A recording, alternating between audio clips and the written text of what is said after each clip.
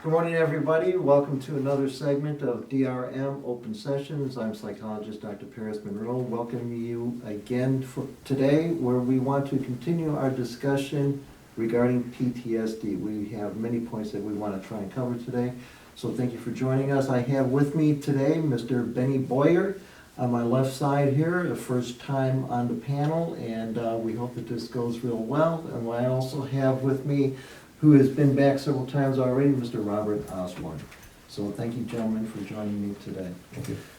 Continuing our discussion on PTSD, we have a few points that we want to cover. One of the things that we want to cover is the need for the veteran to gain the motivation to want to get well. Many veterans come in, they are seeking compensation. The only reason that they are coming in is they're seeking compensation from the VA or an increase in compensation from the VA, and that's one of the main reasons that they do come in.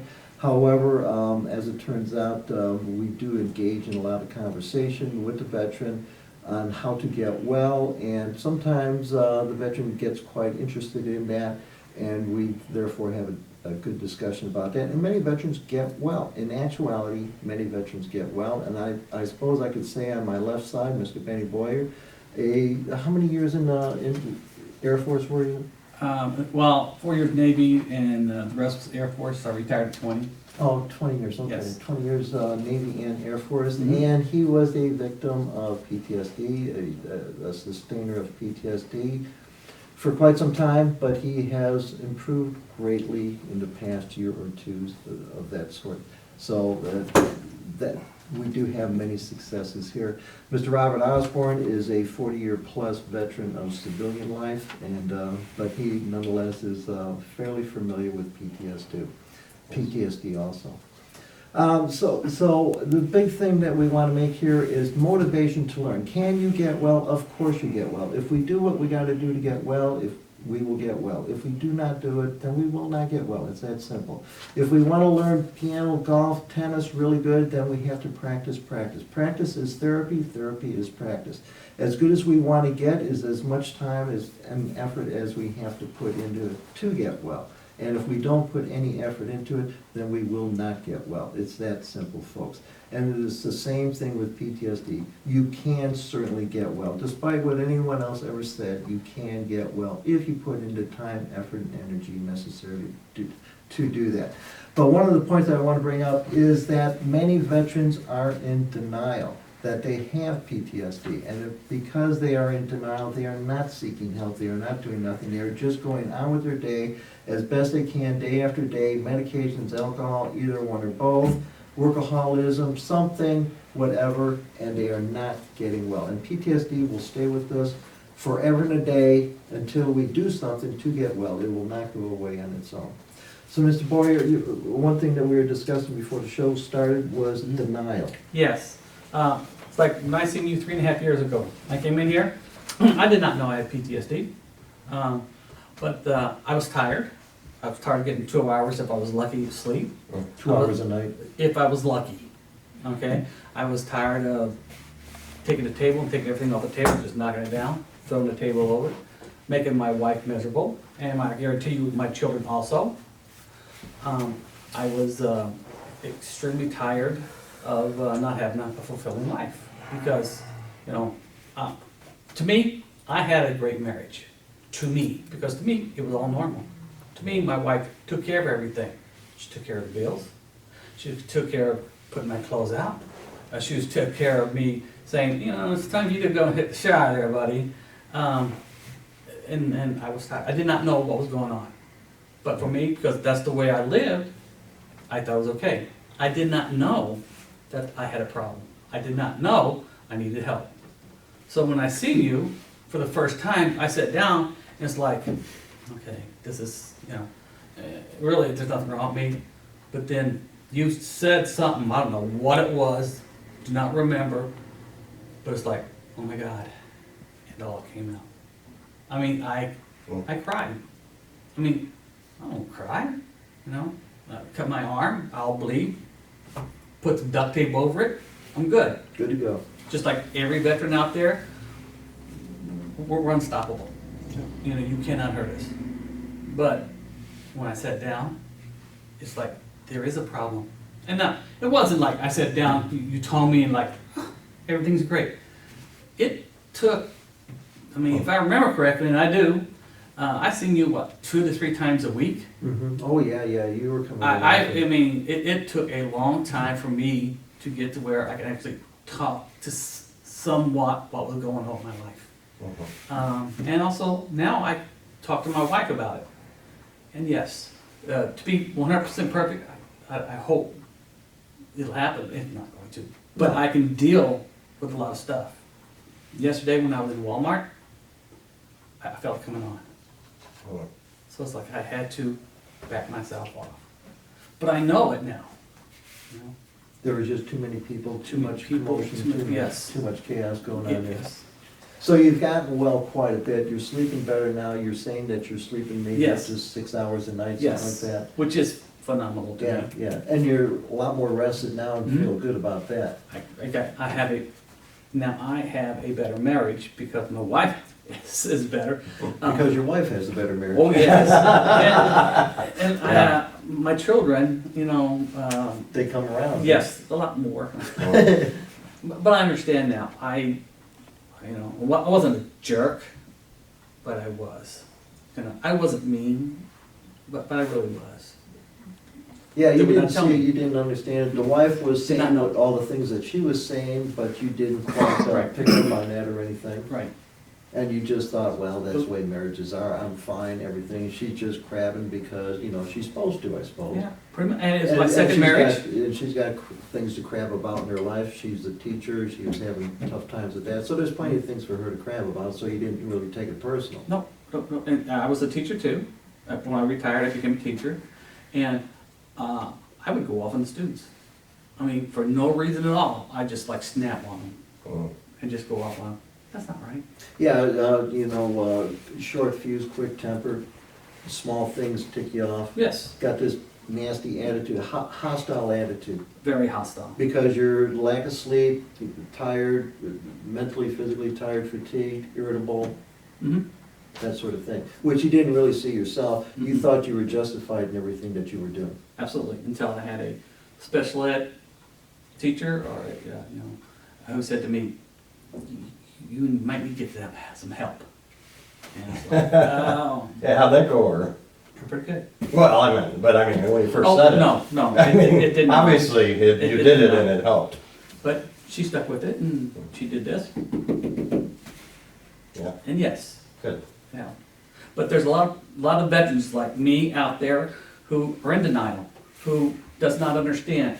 If your wife's saying to you, you got a problem, you guys are fighting all the time, and you're throwing stuff around like a table, get help, either by a civilian person, a civilian doctor, or the VA, you know, Whoever can. whoever can. Yeah.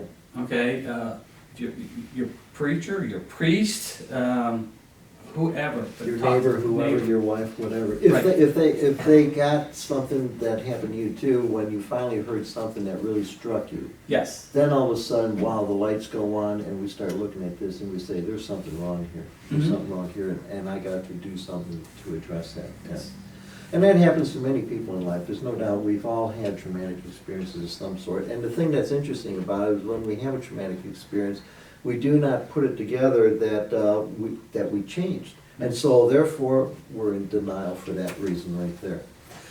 Bob, you know, regarding all the PTSD and stuff, how does a person get well? How does a person get well? You know, they gotta hear the right thing, they gotta think on it, they gotta process on it until it finally sinks in, starts making sense. Well, the first thing is what Vinny's talking about is, normal, it's relative. You know, I've been in an accident, I don't know what it's like to be normal. I don't know, you know, go to heaven, I think I'll know, but I mean, it's hard to know. You think it's normal. Husband and wives, they all have disagreements. And when you have a disagreement and your person tells you that this is what's wrong, sometimes you feel, well, we're just, you know, they're just saying this. And they may be completely, you know, they know. But it's hard for us to know, and the first thing is to realize there is a problem, and then understand, really understand you know, that there is a different way. And that's what it takes, I think, in the practicing. It is amazing how we can be, for instance, in a marriage, as so many PTSD people are, war combat veterans, but civilians too, how we can be in a marriage relationship, and we find later on that, you know, we don't realize how much the other person is constantly griping at us about something about us, and we're thinking that there's nothing wrong with us, it's Exactly. them. And you know, and it goes on like that for a long time, and I guess that was your experience too. You had exactly that. You were married and you thought everything was fine, but the wife is constantly bringing up things about your behaviors, mannerisms, attitude, and stuff like that, which you just completely ignored and stuff. It takes quite a bit for us to finally realize that there is something wrong with us, you know. If the same person is always griping at us, we think that there's, you know, it's just them griping all the time. There's really nothing wrong with us. Exactly. And so we're not pursuing this thing at all. We really gotta look at the fact that how come they keep saying what they're saying? It's amazing how long we can go without bringing that point up to ourselves. You know, how come my wife, my husband, you know, whatever the case is there, is constantly hounding me about this, and I'm just completely blowing it off. I want them to be happy. What is wrong with me? And I think we gotta get to that point. You know, we finally say, she's always upset, she's always upset, she's always grabbing me about this.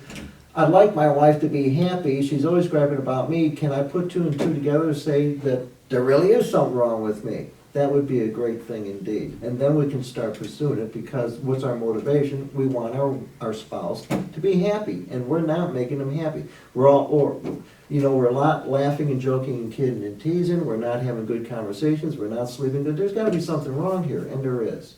There is. And so many times, so when did this behavior happen? Start.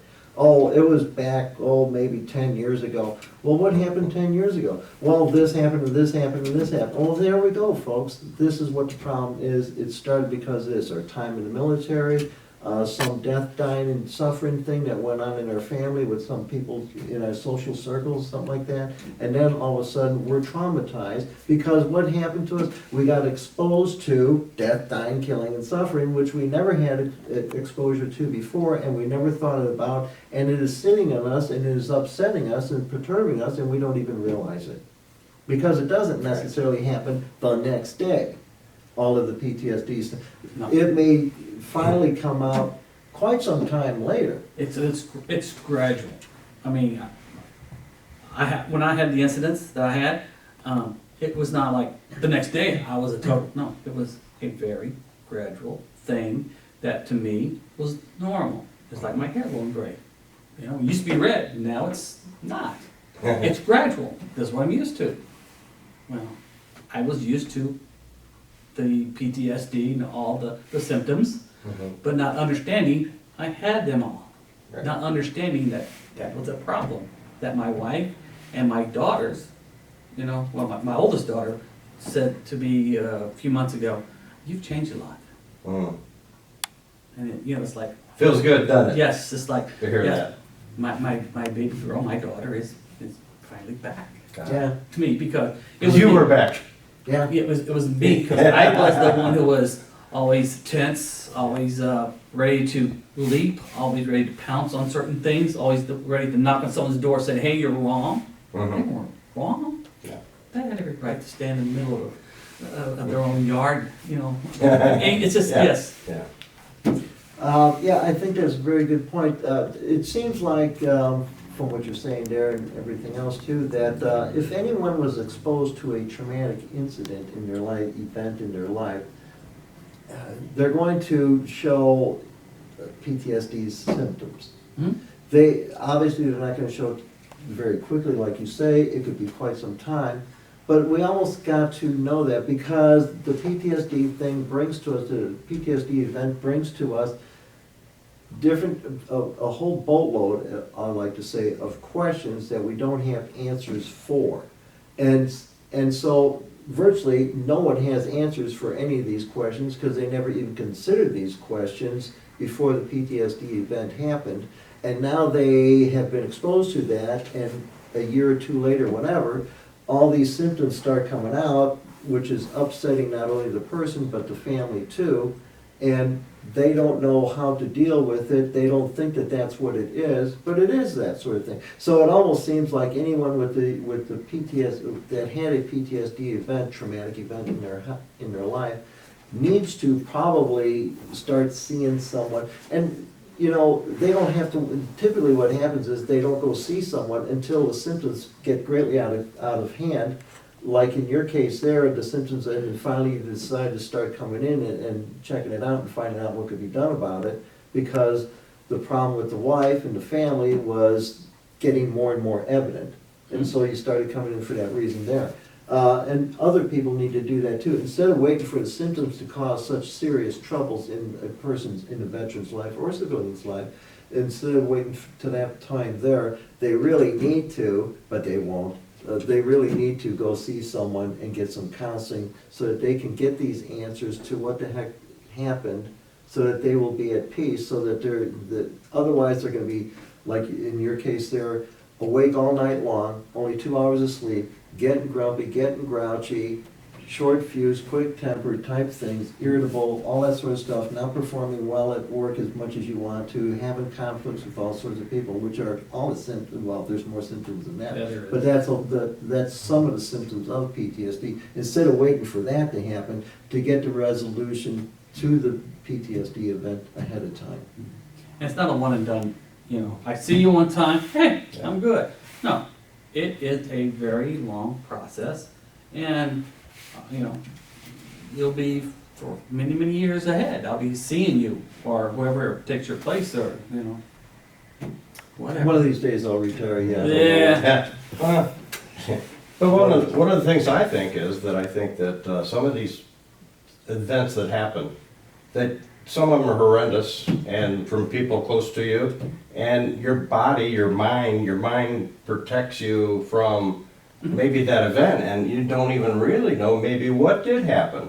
And but you still feel all the anxiety, the fear, the why did it happen? You don't even know what happened. Maybe you can't remember, and sometimes it takes years. I think that people then maybe when they can accept it or they can, you know, process that, maybe it'll come back to them. And I don't know how that works out and how that affects, but the result is still the same as the anxiety, the anger, all the things, all the symptoms are there without really maybe knowing what even happened. I think that's, you know, I'm not trained in psychology, That's a very good point, though, no doubt, you know, the brain protecting you and so on and so forth like that, I don't disagree with that at all. Maybe it takes a while, maybe for it to, you know, it's in there. Maybe Yes. it takes it a while for it to really, you know, take root or whatever in your being, more or less, but it's happened, it's there. Yeah. And I agree too, that the longer the PTSD event, you know, is in our minds, the more we think about it, come up with more questions, more concerns, more unanswered questions, and it just piles up and piles up. We don't get, we don't get any of the answers right off, and the more we think about it, more questions come into mind, and we don't get answers to them, and it just goes on and on and on. And as soon as we get unanswered questions, we stop sleeping at night. Here comes the insomnia, because our brain is looking for those answers, and can't find any of the answers. How come my person died? I love them, they love me, I'll never be able to do that again, they're gone forever, I could have died, what's it like to die? All these questions start popping into mind, and they expand, and then they never get answered, you know, and that's the whole thing. So what's the solution to PTSD? Answering all those questions. Are there answers? Yes, there are. there are. But they're not easy to find. They're not Well, easy to find. If it is, They're in front of everybody, but they're not hard. They're not easy to find. Well, The that's- answers are, They're available. You're very right about Everybody that, can get them. that the answers do But- exist, but we have to be taught them. We have to be taught everything. We have to be taught our jobs. We have to be taught how to play the piano. We wouldn't even know that existed, you know, unless someone taught us how to do it. We would never know baseball existed unless we saw it and learned from it, and someone taught us and explained to it. And PTSD is the same way too. The answers aren't just gonna fall out of the sky. No. Someone has to teach us. And either it's someone that knows and can teach the person, or the Bible teaches the person. Yeah. Which, and you have to spend a lot of time in the Bible, and a lot of people are not gonna do that. They may glance through it a little bit and stuff. They don't hear any magic wands going off or anything that's gonna change them that quickly, and after X length of time, they toss that aside too.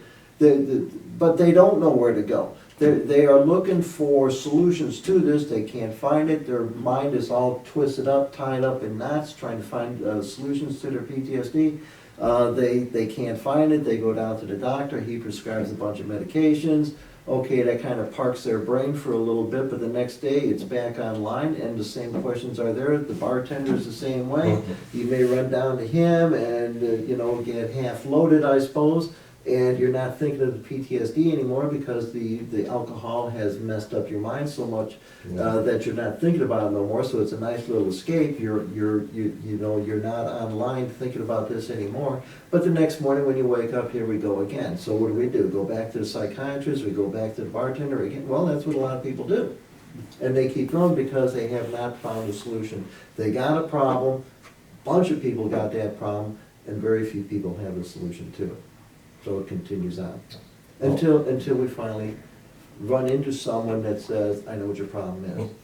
I think that the clients that you mentioned that would come in, they just want to increase their benefits or whatever, that's what they're looking for. Well, I think people look in the Bible the same way. They're just looking for the things that are gonna say what they want to find. And what to say, they don't really read it for true understanding and altogether, what's really being said here. And I think that's what it takes, and a lot of it. The more we read, the more we know. I agree, but people typically will not read the Bible. They will not go to PTSD counseling because they don't see where they really need to. Well, Most that was the first thing, yeah. Most people think that they're fine. They haven't robbed any banks, they haven't killed anyone, so they're good to go. Yeah. And off to heaven they're gonna trounce as soon as they get done with their happy, happy life here on earth. And they just basically think that by far most people make it because they're good people. They hold a door for someone, they park, or in the center of the spot, they don't get too many speeding tickets, so on. So they think that they're a pretty darn good person. And the best is went to church on Sundays every Sunday. And don't forget that's the that. best one. And don't forget that. Oh, I'm going to heaven. As far as paying attention, well, that's another thing altogether, probably not at all, because they think that they don't really, anything that the preacher's preaching about doesn't apply to them at all, so therefore, because they're a good person, so they don't, but they need their they feel they gotta get their time card punched, so they're going to go, unless it's Super Bowl Sunday, of course, unless their team is playing at noon or something like that, Well, so, a lot of them go Saturday night. yeah, I know. It's amazing, it's amazing. And then chicken and beer on Sunday. It's amazing the group that goes. I enjoy it. It's amazing the group that goes to church on Sunday night, and it's amazing how they get out while there's still plenty of time to hit the bars and restaurants. It's out, and you know what they're doing. They're going to church, they're getting their time clock stamped. I did it. And then they're going out and doing all their partying. They're staying out too late, drinking too much, and they're going to sleep in the next day. Is why they're going Saturday night, and so that they can wake up in time to turn on the TV and watch the football. Plus the people who go on Saturday night, they're probably so much more fun. That's their group, Yeah. The one on Sunday morning, oh yeah. I don't know. I'm just guessing on that, so. But anyway, as far as PTSD. I watch football. I wasn't talking about football. Or whatever, Sunday morning. Nah. Not a football fan, huh? Don't know. Yeah. I'm sorry, I still can't get over the kneeling. Yeah, it's fine. But what you said earlier about the veteran comes to you just for the increase in their benefits, Sure. and they see you once or twice, and they get their increase, and then, guess what they have? They have the funds to go to the bar, to go get drunk, buy the drugs, to make them feel good. That's one, people out there need to understand that they need to keep going and seeing whoever. Right. Whoever, they have to get better. Because those people out there who are killing themselves. Oh, yeah. Who will be in the VA office, and the VA has hundreds of thousands of people they see. They see a lot. They should be the best of the best, but they're human, and things happen, and they go out in their car in the parking lot and they shoot themselves. Yeah. Yeah. Because, they're trying to get better. Mm. They're trying to get better, they're not getting the right message, and they're not getting better, and, a bunch of them resort to that, suicide. So you hear about it all the time, maybe some of the people that you know have gone that way, but I mean, it's in the papers all the time, on the news all the time, it's a real shame. They didn't need to do that, they really missed it. Why they miss it, don't know. Typically, I always say they were not given a good enough sales pitch. They weren't. There's a great product here to sell, but can you sell it? Is the thing there. And if you can't sell it, no matter how good the product is, they're not gonna buy it. And so it's a tragic thing, it happens quite a bit. But yeah, many of the veterans come in through referral somehow. They come in and they're looking for an increase in benefits. And it's really sad, they're either looking to get benefits or an increase in benefits. Maybe they've already been rated 30%, 50% for PTSD, whatever, from the VA, and they come in, they're looking for an increase on that, I write them up, and maybe they get their increase. But then, once the paperwork is done, poof, they're gone. They're gone, I never see them again. They just, I don't know exactly why. There's more than one reason here. Many of them only wanted the increase. Many of them figured they'd never get well, never get better. And so the thing is, might as well just go for the increase, get enough money to pay for the psychiatrist pills or for the bartender, whatever. Many times the VA will pay for your psychiatric medications and stuff, but they will not pay for your bar bill. So. Yeah. Yeah. So, it's the truth, folks. Yeah. And so, so they're looking for that, and they're not working, their life is a wreck. So many of the veterans that come in have medical problems too, bad back, knees, hips, feet, something of that sort there. They can't sleep at night, their medical condition is getting worse. I insist if you don't sleep well, you will not heal, and these guys prove it to me every day. They don't sleep well, and so whatever medical problems they have are only getting worse. More will be added on, and no doctor is going to be able to fix them. They've been going to doctors for a long, long time, and no one's been able to fix them yet. And their conditions so many of these guys come in and they are in bad, bad shape and stuff physically. They, and the big reason is because they can't sleep. And the reason they can't sleep is because of the PTSD. All those unanswered questions that the brain is searching for answers and cannot find the answers. That's what insomnia is all about. That's why they sleep only a couple hours at night. Toss and turn, bad dreams, wake-ups, nightmares, night sweats, all sorts of stuff like that. And then they gotta wake up in the morning, 5 o'clock in the morning, whatever it is, and then go off to work after that. It makes it very difficult. And those are the ones that we need to stress. They have to come in and they need to talk to somebody. But they do not know it. That's the hard part. Because they're inside the barrel, they don't realize it, or they have gone to the VA and have supposedly gotten a bunch of help. And it hasn't helped, and it hasn't helped a doggone bit, Yeah, I came to you very irritated about a year ago, because I actually did talk to a VA, psychologist, and there are some out there that are just fantastic. The VA has one guy, Dr. W, fabulous. He's great. I talked to him about 2 years ago. And about a year ago, I talked to another one, I'm not saying the person's name, you know who it is. It was like, oh my God, when I came back to you, I had to see you again 2 or 3 times a week, because that 10-minute session where I just flat out stopped talking, Yeah. she brought me back. Yeah. Back in my barrel. Yeah. And those are the people that's out there. Mm-hmm. I don't know how, just, when I seen you about a year ago again, not that I haven't stopped, I've always seen you, once, 2 or 3 times a week. Yeah. But after I talk to her, you can tell, I get irritated, because, Instead of helping you, she triggered you. big time. And Yeah. this person is doing that to other VA people. Yeah, Sure. And I wish there were other people like say Dr. W, who was phenomenal. Yeah. Who step by step helps you, brings it out to you, makes you understand, makes you realize, hey, you're messed up, buddy, you need some help. Makes a big difference. And I To said, go to "Y- somebody yes, who I do," is and I say, paying "Yes." attention. I do, I go see a person every 2-3 times a week. Mhm. Now it's every 3 weeks I come. And they said, "That's great, keep that up, keep it up." Where this person says, I'm not gonna say it because she thinks, no, I just went back and I was like really messed up. Yeah. We're almost at the end of our Oh, I'm time here, sorry. folks. Any closing comments there, Mr. Osborne? Well, just, you have to know it, you have to realize maybe what you think's normal, maybe that's not really normal. You mentioned, you're killing yourself, well, you have to realize that you're really kind of killing your family too. And, I know, that might get you. That's a big issue, is So- what about the family? How much is the family really enjoying us? How much are we interacting with the family, laughing, joking, kidding, going out, doing things?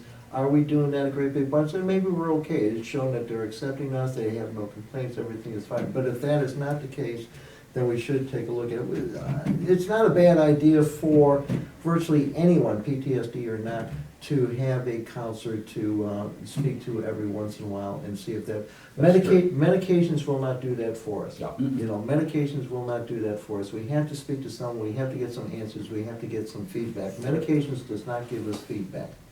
That's where I was going, yeah. Yeah. And you have to get. Medications don't, and the bartender don't need, well, he might. You He have might, to- but you the- have to but the put the drink time will in. not, yeah, Right. the drink will not.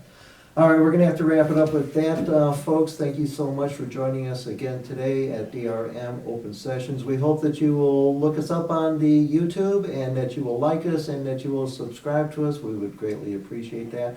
Next week, we will be back and we will cover more of these same subjects, PTSD, stress, trauma, the fear of dying. We will go over that some more. There's so much more to say about that. So thank you all for joining us today, and we will see you next week. Thank you very much.